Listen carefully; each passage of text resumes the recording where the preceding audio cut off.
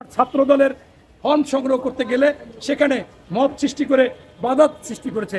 এটা একেবারে ফ্যাসিস্ট হাসিনার মতো।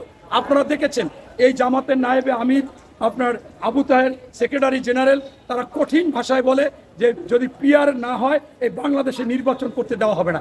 একেবারে সম্পূর্ণ শেখ হাসিনার মতো কথা। আপনি আরও মিথ্যাচার করতেছে যে আপনার তারা বলছে পিআর 90% মানুষ চায়। আপনাদের কাছে আমার প্রশ্ন, বাংলাদেশে এতদিন শুনছি যে বিএনপি 33% থেকে 35%, যদি সেই 35% হয় তাহলে কি 90% লোক পিআর চাইতে পারে?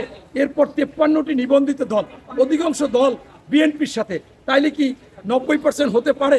আপনাকে বিশ্বাস করেন আর না করেন, আজকে আমি যে লাইনের একটা গাড়িতে ইচ্ছা করে উঠেছি, সেই গাড়িতে সবাই সিটে বসা, আমি সামনে বললাম যে আপনাদের একটা প্রশ্ন করতে চাই, আপনারা যদি না বলেন হাত জাগাইবেন, আর হ্যাঁ বললেও হাত জাগাবেন। আপনারা কি পিআর পদ্ধতি চান? একজন লোকও পিআর পদ্ধতি চাইল না। ওই গাড়িটায় প্রায় 50 জন লোক।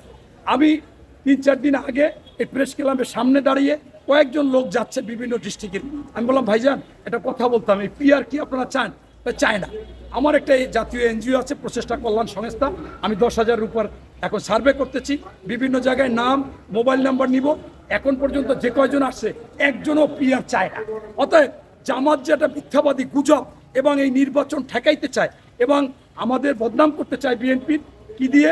চাঁদাবাজি, দখলবাজ, সন্ত্রাস দিয়ে। এখানে আপনারা জানেন বিএনপির ভারপ্রাপ্ত চেয়ারম্যান মহোদয় তারেক রহমান 5ই আগস্ট থেকে বলেছে চাঁদাবাজি, সন্ত্রাস, দখলবাজি, মাদক ব্যবসায়ী, সিন্ডিকেট এই সরকারের কাছে বলছে কঠিন ব্যবস্থা নিন, আইনের আওতায় আনি। তারা আনতেছে না, ওনার হাতে আছে বহিষ্কার, উনি কিন্তু বহিষ্কার করেছে। অতএব জামাত এটা করতে চাচ্ছে। আর জামাতও কিন্তু আপনি দেখেন এই পাথর সিন্ডিকেটে তারা আছে, ম্যানিলা রিসোর্ট দখল করেছে চিটাগাং, এরকম অনেকগুলোই কিন্তু আছে। কিন্তু আমার লাগে যে শুধু একচেটিয়া বিএনপির কথা বলে। আপনার